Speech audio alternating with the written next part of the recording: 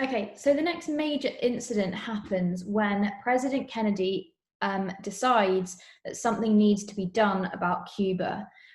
Cuba has aligned itself, as I previously discussed, to the Soviet Union, and it's sitting right on America's doorstep. And you can see the proximity with this map behind me. We've got Florida up here and Cuba 90 miles off the coast. Cuba had become a source of tension for the American government. And it's an embarrassment that somewhere so close to America has fallen to communism when they have a very outward commitment to try and contain communism with the Truman Doctrine. Domino theory would suggest that Cuba presents a real risk of communism spreading in South America, and that does actually become a very real problem because over the following years after the Cuban Revolution, there's an upsurge of rural guerrilla conflicts, primarily due to social inequality in other Latin American countries. In many cases, Castro helped provide training and material to support these guerrilla groups in other South American countries. So the CIA decide to do something about Cuba. They create a plan. Now that plan is that a group of Cuban exiles who currently live in Florida were going to be trained with the CIA and then launch an invasion of Cuba with the support of the US Air Force. The invasion would hopefully then inspire other Cubans living in Cuba to join the fight and to get rid of Castro and overthrow the regime. Now, the plan heavily relies on secrecy, and it's completely dependent on this idea that ordinary Cubans would support the regime and the Americans over Castro. Shortly before the invasion, it becomes clear that most Cubans support Castro and would not be involved in the plan as Kennedy and the CIA wanted. They're unlikely to help in a revolt. Now, this starts some arguments over whether the invasion should go ahead or not. And we add to that the fact that it would actually be illegal under international law for America to get involved in intervention in a foreign country like this. So Kennedy's left with a decision. Now, by this point, the US military has already spent $5 million training the CIA exiles. So they don't want to simply abandon the plan after spending so much money on it, despite very real fears that it wasn't going to work. So they decide to go ahead and the invasion is going to be launched. The Cuban exiles are going to land on the beach. And this is what we call the Bay of Pigs. So on the 17th of April, 1961, the Bay of Pigs invasion goes ahead. Now, I've put a little pig here to try and remind you that it's called the Bay of Pigs. And behind us, we do have the Cuban exiles. Now, as you can see, I'm about to go into the outcomes, the consequences, but they don't look like they're particularly successful. They're tied up and they're standing there almost like prisoners.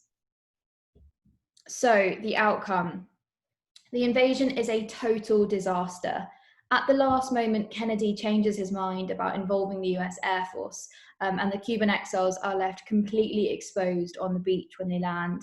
Of 1,500 troops that are sent in, 200 are killed as they land on the beach, and a further 1,198 are captured.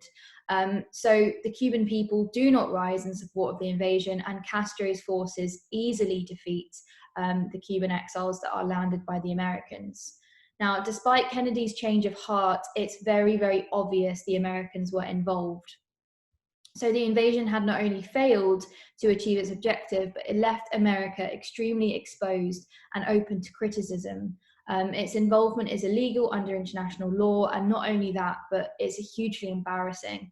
This is a cartoon produced at the time, showing Kennedy in not the most positive light, smoking a Cuban cigar, which has exploded in his face. The idea of Cuba kind of exploding, being very, very close in terms of proximity, in terms of the threat that it posed, and then the threat explodes and causes him damage to his reputation.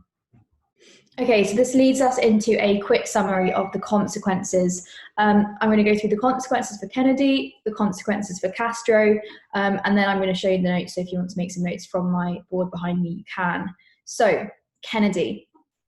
It's a complete failure, and the Bay of Pigs hasn't worked.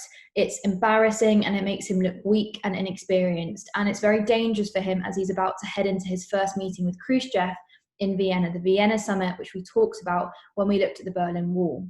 Okay, so none of this is discrediting that opinion people might have of him as being young and inexperienced, and it's giving Khrushchev more kind of fuel for him to have these opinions of Kennedy as being weak and a leader that he can manipulate and dominate in the Cold War stage. So none of that is helpful for him at all. In terms of Castro, he claims a great victory against a much more powerful country.